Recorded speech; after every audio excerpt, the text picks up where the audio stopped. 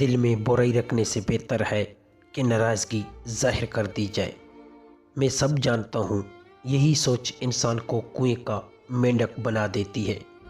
یہ دو باتیں اپنے اندر پیدا کر لو، ایک چپ رہنا اور دوسرا معاف کر دینا، کیونکہ چپ رہنے سے بہتر کوئی جواب نہیں اور معاف کر دینے سے بہتر کوئی انتقام نہیں۔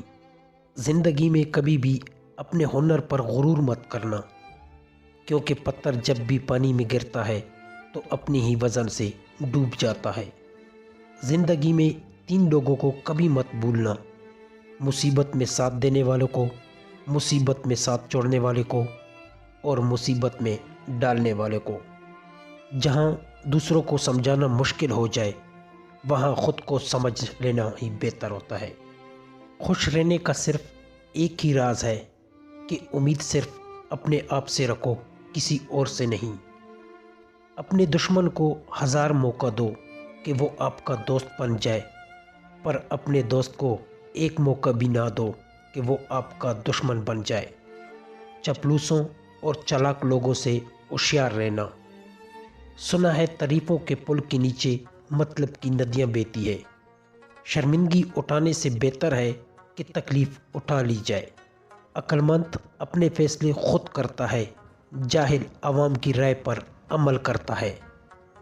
عورتیں محبت کرنے کے لیے بنائی جاتی ہے، سمجھانے کے لیے نہیں۔ جو تم ہو ہمیشہ وہی رہو، باقی سب پہلے ہی جا چکے ہیں۔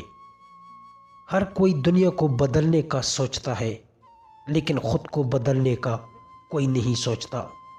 اگر آپ جاننا چاہتے ہیں کہ کوئی بھی انسان کیسا ہے تو اچھی طرح دیکھ لیں کہ وہ اپنے سے کم تر لوگوں کے ساتھ کیسا برتاؤ کرتا ہے۔